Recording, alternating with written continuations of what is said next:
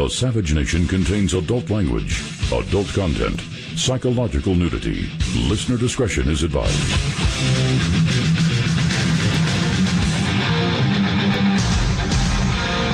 And now, America's most exciting radio talk show, The Savage Nation, home of unprotected thought, borders, language, culture. And here he is, Michael Savage. I'm very grateful to the French people for the hospitality they've always shown me. And when they welcomed Michelle and our daughters on their first visit to the City of Lights. By my bed in the residence is a picture of me and Michelle in Luxembourg Gardens, kissing. That's the President of the United States of America, with a meeting, a press conference with the President of France, after a Russian jet was shot down by the terror-loving state of Turkey. After it was found later in the morning, surely known by the kisser in the White House, I hope that he cleaned the smoke from his breath before kissing his wife in the Luxembourg Gardens, that the rescue helicopter sent by Russia to rescue the brave airmen who were shot out of the sky, the Russian helicopter was shot out of the sky by a U.S.-made anti-tank missile. In fact, if you want to see the markings on the murder weapon used to attack the rescue helicopter, tending to the stricken Russian pilots, to see that it was American, you can see it clearly with your own eyes. Now, I want to ask you a question. What's the difference between ISIS and Obama's armed rebels, the so-called Syrian insurgents? Anyone listening to this show, can you tell me definitively that you can tell me there's a difference between ISIS and Obama's armed rebels? What's the difference? Helicopter searching for the two Russian pilots from the Russian bomber down by Turkey. By the way, the Russian jet flew close to its border with Syria. There's no evidence it actually went over the border, and if it did, it was only for a second or two. And on that pretext, Obama's friends in Turkey shot the Russian jet down. You know, this is how World War I started. You do know that. I don't want to be an alarmist here, but everyone's saying, is this the beginning of World War III?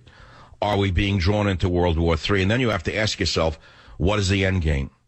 Does the thin-smoking psychotic in the White House understand what he's doing? I know this. I know that the thin-smoking psychotic hates Putin because he's envious of him. He's envious of his power. He's envious of his masculinity. He's envious of his popularity. And he's being driven mad, even madder than he already is, with his vendetta against Putin.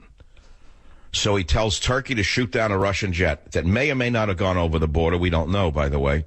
Even if it did, by any estimate, it only did so for a second or two. By that token, many of our jets could be shot down. Many other jets could be shot down as they go over borders of other countries at 50,000 feet or at 65,000 feet, whatever level he was at. I don't know what level they were flying at. And then you shoot down the jet of a sovereign nation. So everyone's waiting for the other shoe to drop. What's Putin going to do? Is he cool, calm, and collected? Well, here's what he's done already. Maybe you didn't see the news. Oh, yeah, he's done something already. You know what he's done? He's moved a battle cruiser off the coast of Syria.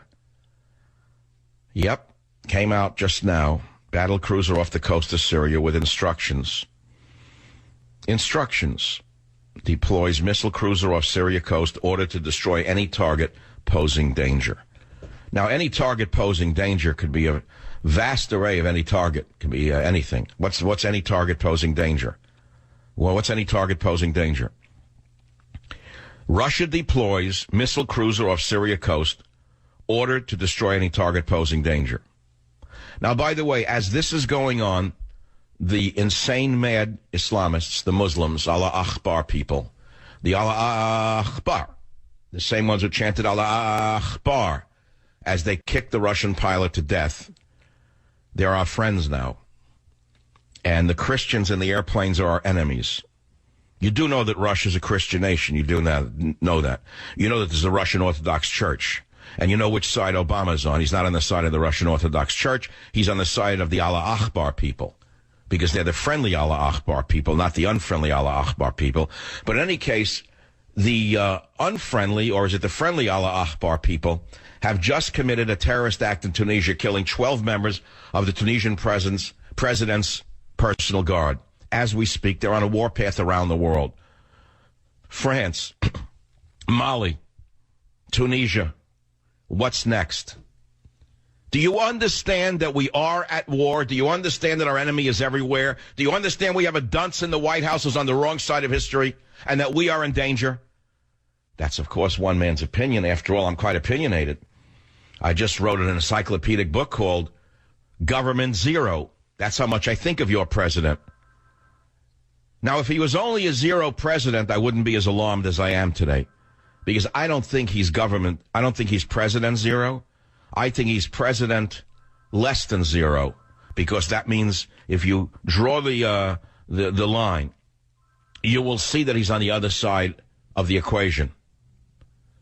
He also said something very odd today, really something very odd. He blamed Russia for what happened. Did you hear that one? Instead of sending any condolences to Russia, the Russian pilots, the Russian families, he actually defended Turkey's right to shoot their planes down. Listen to clip 2 of the psycho in the White House. Turkey, like every country, has a right to defend its territory and its airspace. Stop right there. Every country has a right to defend its territory, but we don't? You lying piece of garbage, you. You let the Mexicans run over our border. You're bringing in Syrians. You've erased our border, and you say every country has a right to defend its territory? You lying thing, you. Now, I intended not to blow my stack today, but I just did. I wanted to go through the show without losing my temper, and I just didn't. The man is a psychopathic liar. He's a clear and present danger to the survival of America and the entire free world. That's my opinion. And if you think I'm going out on a limb, go read Government Zero if you want to see what a limb looks like. 13 chapters, each one of them is a real long limb. The difference is it's not just opinion. Page after page of references proving who this man is. Oh, really? Every country has a right to defend its territory, and he erases our border with Mexico. What a double-talking liar this man is. What a clear and present danger he is to the survival of this country and the entire world. So I'm not going to blow my stack again. I want you to listen to clip 2. Listen carefully. Turkey, like every country, has a right to defend its territory and its airspace. I think it's very important right now for us to make sure Does he that not see the lie? the Russians and the Turks are talking to each other, find out exactly what happened, and take measures to discourage any kind of escalation. Okay.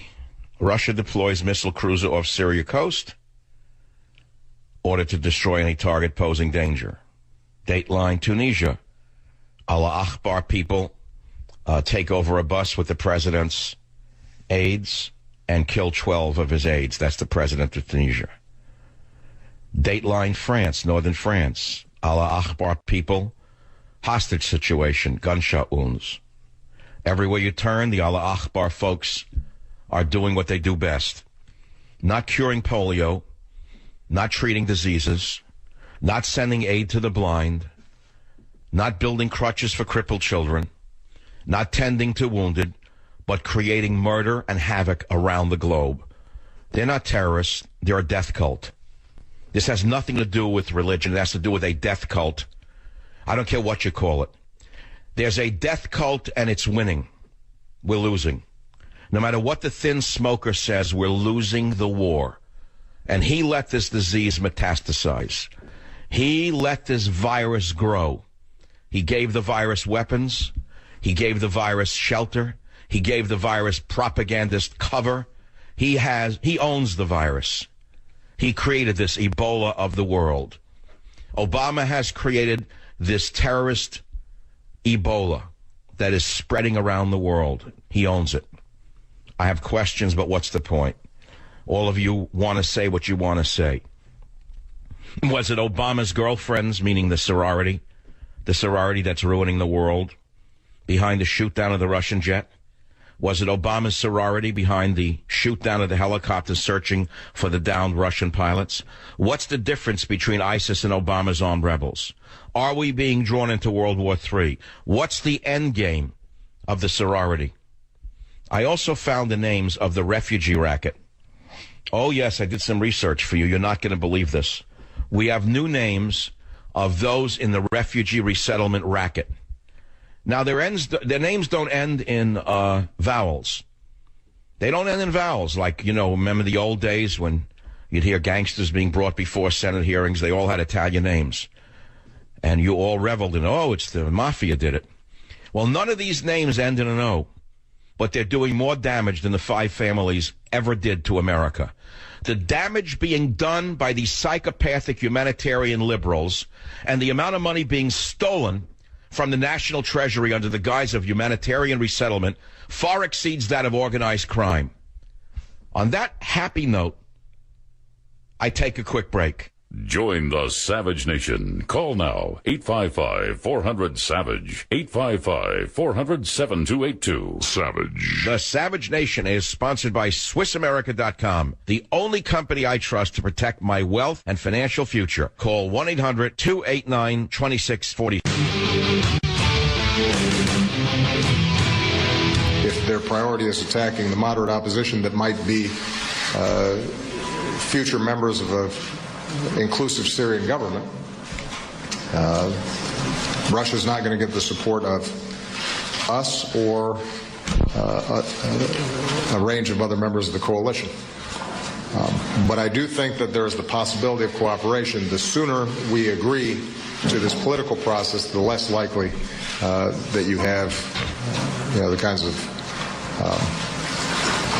of events that took place apparently today.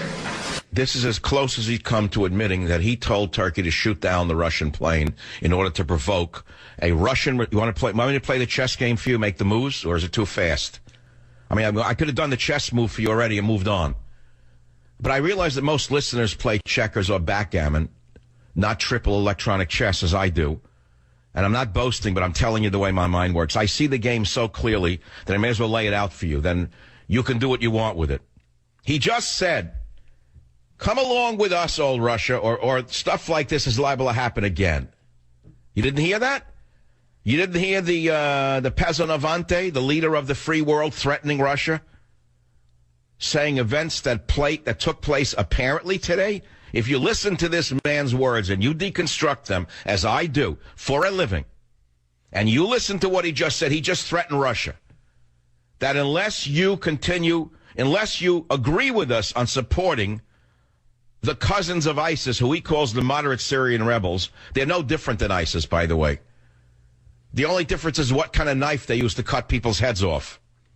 Same language, same race, same religion. Same a corporation, not even a different division. Same a corporation, not even a different division, maybe a different department. Unless you come along with the murderers that we love, other stuff like this is liable to happen. So here's the chess game. They want to provoke Putin, who they know is a judo expert. And the sorority girls have figured out that they can get him to react and escalate rapidly against Turkey. Then that triggers NATO moving in against who? Russia. That means wiping Russia out in the Middle East, which is the thin man's goal. The thin man doesn't want Russia in the Middle East. The thin man created the Cold War. The thin man has instigated a larger Cold War. Now the thin man wants a hot war to drive Russia out of the Middle East completely. That's one theory. Listen to him very carefully. You'll come to the same conclusion. Turkey never should have been made a member of NATO. It was very controversial, if you remember. Turkey, if you analyze who Turkey is, see, all you leftists don't even understand what you're talking about. Suddenly you're fanatical apologists for this neo-Ottoman Erdogan of Turkey. All the leftists in the world are suddenly fanatical apologists for this neo-Ottoman Erdogan.